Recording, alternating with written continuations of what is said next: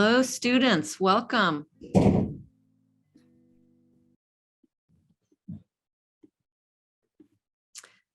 Okay, my name is Kelly Conway, and I'm the chair of the Department of Communication Arts. I'm really happy to see so many of you here this evening to talk about career possibilities. I'd like to thank the alumni who so generously agreed to share their time and their personal stories and expertise with our students. You are all very busy people, and we're really grateful that you chose to spend some time with us today. Also, I would like to thank the members of our department's alumni board, Communication Arts Partners, or CAPS, for helping launch this event, for having the idea to set up this virtual event that can help our students start to think about careers and what could be in their future. I'm deeply grateful for that committee. Students, soon enough, you'll be an alumni of UW-Madison, and you'll start to realize that your connection to the university need not end.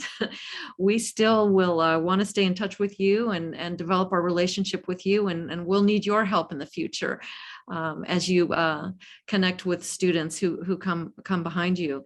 And finally, thank you very much to SuccessWorks and Michael Cruz, notably, who's here with us tonight. SuccessWorks is this extraordinary career development center that was started just a few years ago. It's in the College of Letters and Science, and it's just become a model, like a national model for what a career center can be. And I want to urge you, students, to go there if you haven't been there already. It's on State Street in the bookstore on the 3rd floor. And they have amazing counselors there who can help you with everything from creating your resume to practicing your interview, to figuring out how to connect with alumni and just how to even just start to think about what sort of career you would like to build for yourself. So go to SuccessWorks, you're going to love it. Anyway, finally, welcome students. I'm really glad that you took the time to come together today. I think you're going to have a wonderful opportunity this evening. You're going to hear from people who have achieved enormous things in their career. You're going to hear from someone who works in investment, someone who works with philanthropy. You're going to learn from someone who has had a career, a multi-pronged career in public policy at the Federal Communications Commission, and now works for Facebook or Meta in global connectivity. You're going to hear from someone who started her own consulting firm that specifically works with nonprofits. And finally, you're going to hear from someone who is a general manager for a public media affiliate at someone who works closely overseeing TV, radio, and digital platforms in San Diego. So it's a great group. They have a lot to share with you.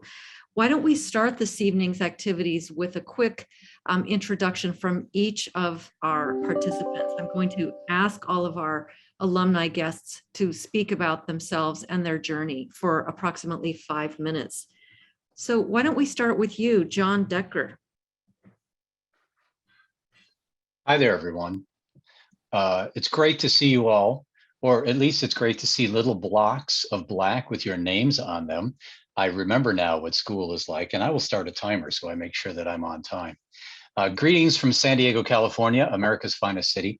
And thank you very much, Kelly, and everyone else at UW for inviting me back to share my journey. I graduated from the University of Wisconsin-Madison in 1990 with a degree in radio, TV, and film.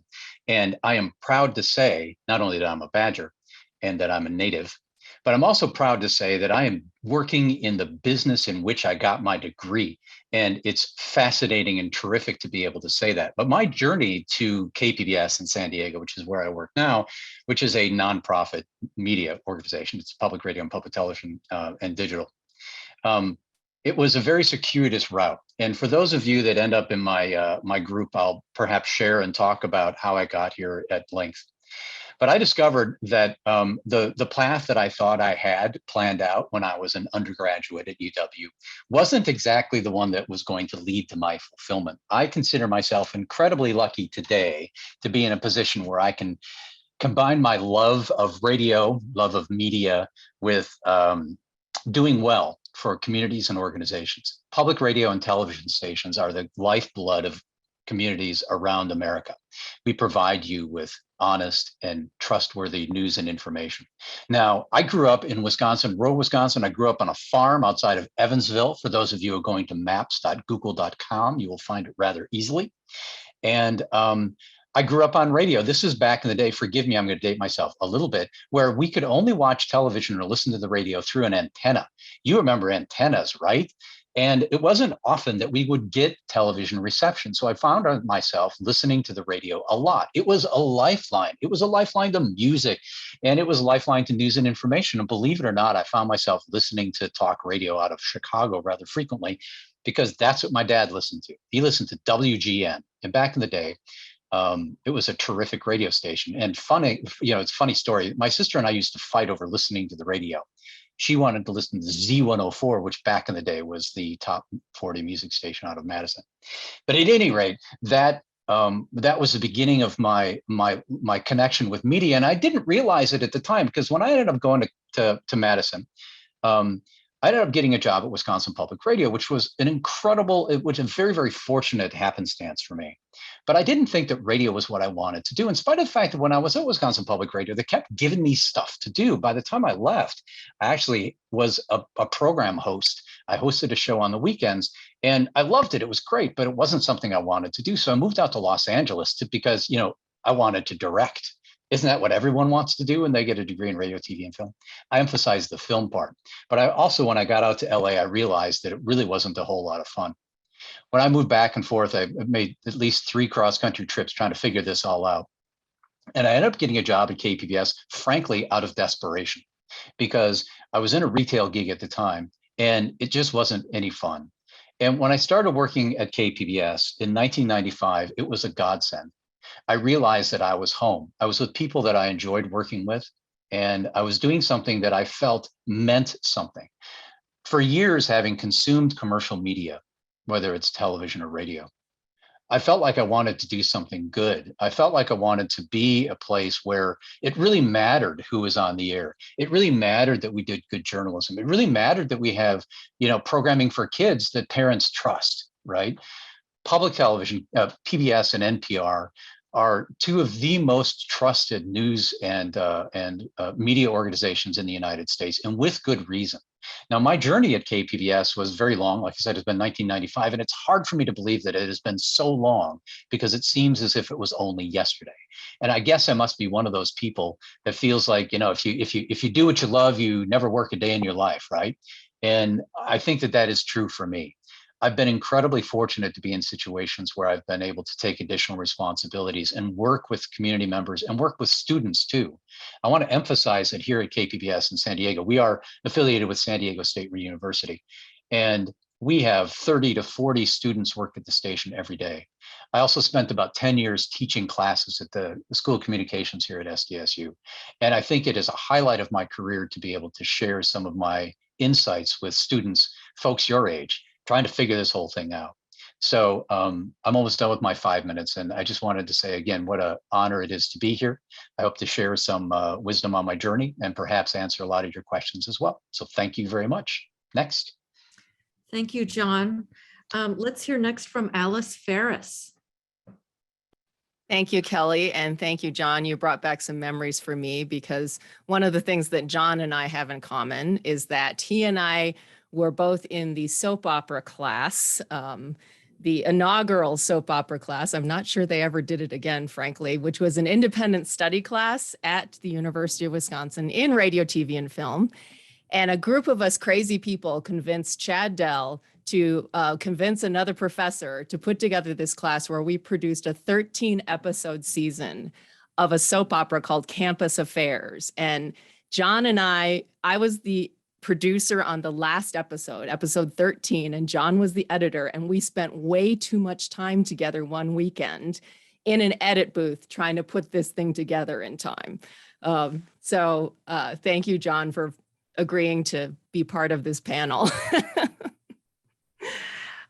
So as you've probably guessed, I was a contemporary of John's. I graduated in radio, TV, and film, and actually have a double major in economics as well in 1991. And I am also a Wisconsin native. I was born in Beaver Dam, Wisconsin. In fact, I was the first Chinese baby born at Beaver Dam Lutheran Hospital.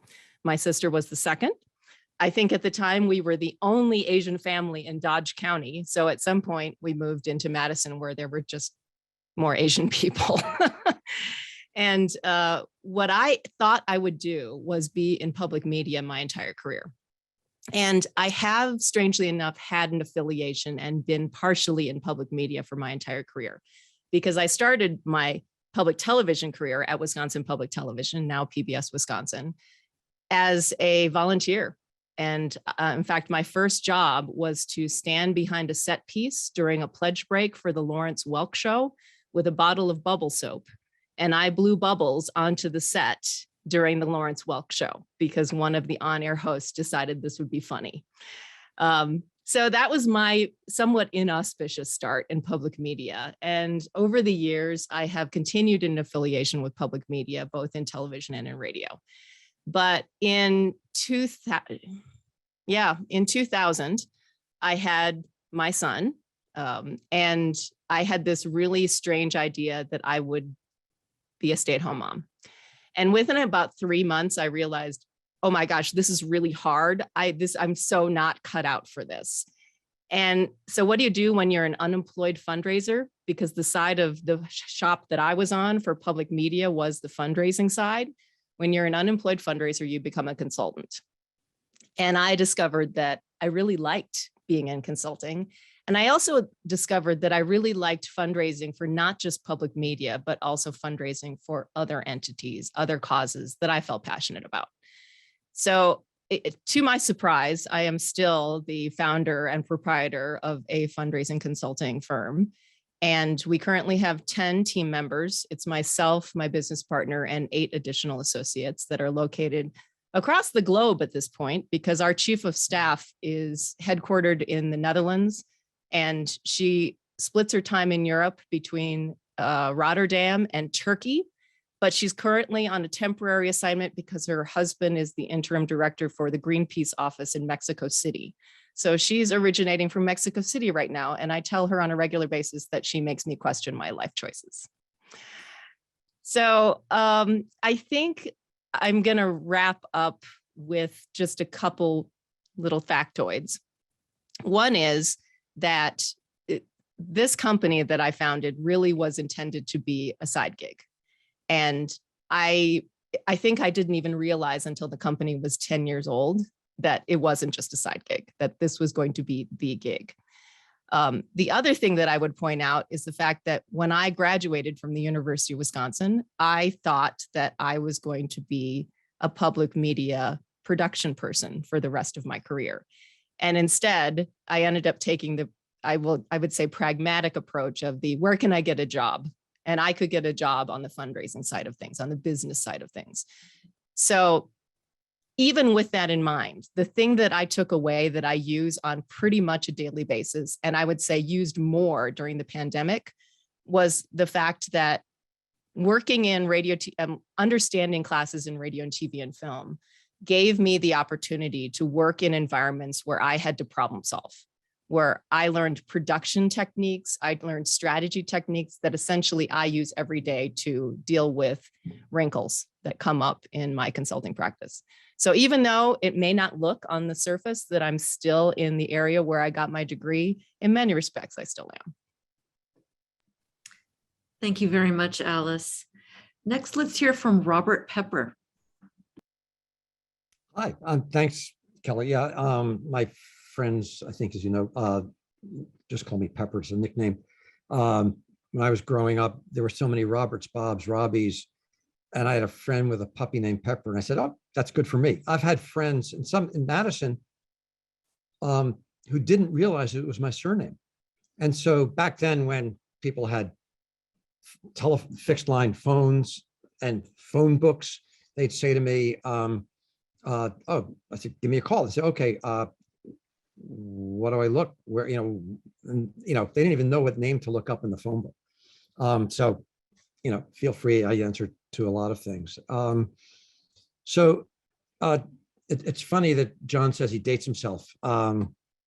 Not even close, right? So I I got my BA in radio, TV, film in 1970, and then I got my PhD in 1975. But one of the things that both Alice and John talked about, which I think is hugely powerful. By the way, that's my landline phone that I still have just as a relic. It's always spam. Is really what I think of as serendipity, right? I don't think very many people actually plan out their careers. We all have sort of ideas, but one thing leads to the next. When I left with my BA, I went to Philadelphia to produce and direct educational TV programs. And I didn't think about coming back to Madison or even graduate school, but about a year later, I started thinking about grad school. And I actually reached back to my faculty in Madison for a recommendation. And they said, why do you want to go anyplace else? Come back here. And I said, yeah, I love Madison, but I've already taken most of the courses. And they said, well, we'll put together, we'll just design a program for you in terms of what you want to do. And so they actually got me, I had a fellowship. And again, pure serendipity. And it was one of the best decisions I ever made. My life in Madison started, again, serendipitously. I took a TV production class. It was in a building at 600 North Park, right? That's now a library.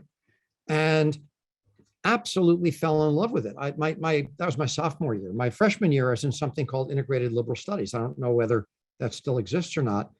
And then one thing led to the next, and my interest in TV production morphed into policy and regulation. I took a broadcast regulation class. And then in graduate school, the research methodologies, which, by the way, I still use today, developing evidence-based policy recommendations, now at Meta at Facebook. And, so I'm a huge believer in serendipity, and just sort of follow things. You can't plan ahead necessarily, and just follow your passions. At Meta, formerly Facebook, I currently help lead what we call our global connectivity policy and planning team, which means working on policies that are necessary to enable the investments in these massive global networks that enable all of the applications, what we call the blue app, Facebook, or Instagram or WhatsApp. Or now we're looking at how do we build networks to support the metaverse. And when we go into the breakout, I can talk more about what that is. But the agenda also includes helping figure out how to connect the unconnected. There's 2.9 billion people not yet on the internet. And, especially with what we've learned from the pandemic, it's essential that everybody be online to benefit from being on the internet and what we call internet inclusion. So, I've always been interested in and focused on policy, starting in that undergraduate course on broadcast regulation. And that, again, serendipitously, after I got my PhD, I joined the University of Iowa, where I was teaching policy. I was teaching TV production as well, taught some film history and film economics and the business side of the media. But again, serendipitously, I had an opportunity to go to Harvard for a year on a policy-related program. That led to something else, and I eventually ended up at the FCC in Washington, where I led the strategy group for 15 years, and among other things, helped create the policies for enabling the internet. My first job, relevant job, not things I was doing, like working in a cemetery or an assembly line, which I've done both of. My first relevant job was at WHA TV, helping on as a floor manager, helping in production, doing some directing. And then I was also at the same time as an undergraduate working at the NBC affiliate. I don't know, it's Channel 15, whether it's still WMTV, but I was schedule directing. And I don't know if any of you have ever done that. It's mind-numbing, right? I was cutting ads into daytime soap operas and game shows, rolling A and B rolls of film because it was film back then. And it was a big deal when we got a videotape machine to do that. And you just had to sort of stay awake and look for the beep so that you could cut the commercials in. And then as a grad student, right, again, serendipitously, one of our faculty, Joanne, you remember Larry Lichty, and he was still helping, staff the governor's cable TV commission. Lee Dreyfus was the governor, former faculty member who then became chancellor in UW Stevens Point. And I joined that. And that got me into doing all kinds of work in policy. Again, one thing leads to the next, and you never know where it's going to lead. You just follow your passions. And, this is what I heard from Alice and John, right? You never know. And by the way, Alice, I completely agree, right? Doing, radio, TV, film, or any of this, right? It's solving problems. It's logistics. It's putting pieces together, right? And those of you in radio, TV, film, when you get on the floor and you're directing and it's live TV, even though we don't do much of that these days, it's really stressful, right? You just figure out how to juggle. Thank you so much, Pepper. Next, let's move on to Bob Sorge. Good afternoon, everyone, and thanks very much, Kelly. I also want to thank Professor Cantor for the invitation to join the panel. I'm really glad to be here and share whatever experience I have to the extent that it's helpful to the students. So I'm a 1990 graduate of UW as well, along with John. Alice, sounds like you're 1991. But I didn't graduate in radio, television, film. I graduated in rhetoric and communication science. And I often describe that to people who, think that's kind of jargony, as interpersonal communication. And it has served me well throughout my career. I also have to say, I'm fortunate to have had both Professors Cantor and Fitzpatrick. I had started out in pre-business. I moved over to Comm Arts. I wasn't quite sure if it was going to be the right fit for me, and they absolutely ignited my interest in the communication, rhetoric, and science track. It was a great undergrad. It has absolutely laid a terrific foundation under everything I've done throughout my career. And so, 23 years later, I did go back and I got my MBA degree. But I tell people all the time that communications really laid the foundation for everything else. So I'm currently the president and CEO of the Madison Community Foundation. When people think about foundations, they often think about private foundations. So, Bill and Melinda Gates, so on and so forth. And community foundations effectively do the same thing, but we like to think about them as really democratizing philanthropy.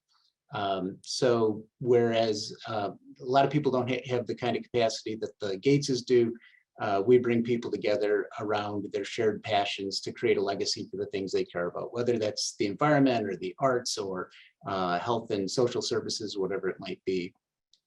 People often think about philanthropy as things that help people in need, and that is a tremendous way that we help people in need in this country. But really, philanthropy touches absolutely everything you do every day, from endowed professorships at the UW, bringing in and retaining, high caliber professors, to scholarships, to the bike trails and the splash parks you see, pools, Overture Center, concerts, you name it, philanthropy has touched it. So the Community Foundation operates at the heart of that. We've got about 900 fund holders, about 400 million in assets. And last year we distributed, together with our fund holders, about $30 million. So when you become alumni of the UW, you need to support the UW, but you also need to support the community that you love that surrounds the UW. That's my little pitch for the day. I have worked 3 places in my 32-year career. So I began by interning at the Greater Madison Convention and Visitors Bureau, which is now Destination Madison. Again, it was a little bit of a serendipitous turn in my career that some of you may have been to Concerts on the Square, and Concerts on the Square attracts about 120,000 people to this Capitol Square each summer over the course of 6 concerts. Taste of Madison attracts about the same number of people over a weekend. And I happen to be interning at the Convention and Visitors Bureau. I helped coordinate Taste of Madison. That got me recruited by the Chamber Orchestra to coordinate concerts on the square the next year. We built a $10 million endowment at MCF while I was there, and that then I was recruited over here in a different position. So it's really been a phenomenal career. And when I think about how my study in communications arts has been helpful, you use it every single day. You know, it's amazing how often I'm talking with the team about communications. You know, if the operations team is upset because the wider team doesn't understand how to use a Razor's Edge protocol, that's one of our databases, it's because, you know, the rest of the team's only been trained on it one time. And, you know, we all know that it takes 6 or 7 times for a message to be heard and sink in and somebody to respond to it, things like that. When I hear the donor engagement team talking about it, building trust with donors, it's about listening to those donors and what their needs are and communicating back to them in a way that shows them that they've been heard and that their interests are going to be honored. When you've got, you know, different levels of the team not seeing eye to eye, I often encourage people to think about perspective. So just recently, somebody was talking about, you know, during the pandemic, how one of the staff members was able to work remotely from Florida and how that wasn't available to everybody. And I said, well, who wanted it that didn't get to work from Florida? And it started a conversation around, you know, how people's perspectives affect what it is that they need and how they go about operating throughout the day. And so we talk a lot about, I said, you know, everybody has been met where their needs are. And I was sharing, you know, several examples. And oftentimes when people think about their needs, they think about, well, when I need something, it's a need, but when somebody else has something, it's a privilege. And so we talk a lot about, you know, those types of things. I think that's all I have to communicate right now. It's been a great journey so far. I'm looking forward to what's ahead, and I'm looking forward to talking with the students as we get into the breakout sessions. Thanks very much, Bob. And finally, let's hear from Jason Stevens. Yeah, thank you. Thank you for having me. I'm a 1996 graduate, and I can tell you they had the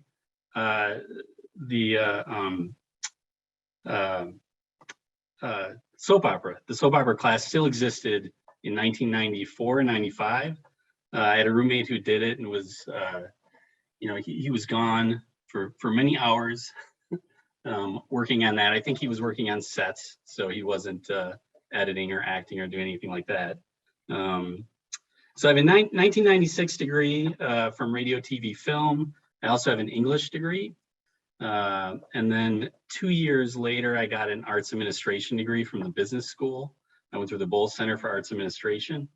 And then 5 years after that, I went to school again and I got a master's in finance. So, you know, like some of the other people have said, my route I didn't have a straight path. A lot of what happened in my career and the opportunities that I got and sort of the changes that I made were driven by circumstance and by me just trying to figure out what I wanted to do. When I was an undergrad, I really thought I wanted to go into film theory and maybe go on to get to graduate school and study. But then I got involved with the Wisconsin Union and was a director of Wood Film for a year and got an opportunity to do programming for 4 film societies on campus. And also had an opportunity to co-host along with the Civic Center, the inaugural Library of Congress Film Registry Tour, where they archive films and then present them to the public. So that was a great experience that I had as well. And it was really that experience at the Union plus, you know, my experience in Comm Arts that sort of made me take a right turn over to arts administration, because I thought, you know, I can't act. I don't think that I have the talent, on the production side. As much as I love movies and still love movies to this day, I'm not sure I want to make a career out of studying them, but I kind of like the business side of it. And so that's how I ended up at the Bowles Center, and that was a great experience. I had a project assistantship where I worked with an organization called Opera for the Young, the tours to elementary schools in Wisconsin and at the time Minnesota and Illinois, putting on opera performances for elementary school kids, and I ran that tour.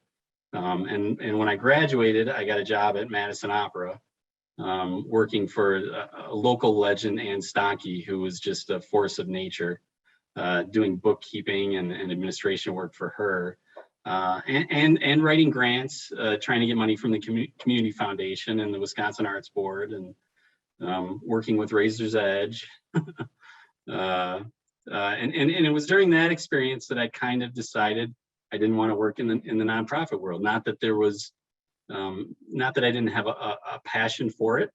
When I left the nonprofit world, I decided I wanted to continue volunteering, serving on boards, but at that time I was exposed to the president of our board, who ran an investment firm, and I got to know him pretty well and decided that finance might be the way to go. And so when I got that degree, I left Madison Opera and came to work at the company where I am now, and I've been here for almost 20 years now. So the firm where I work, Thompson Investment Management, is kind of a traditional money management firm. If you think about a financial advisor like an Edward Jones or Ameriprise, these are advisors who are basically selling products to people and putting together portfolios and financial products for them. We produce those products. So we have about 3.2 billion in assets, and about 2/3 of that is in mutual funds that we manage, that are then distributed through other financial advisors to their clients. And then the other third of our business,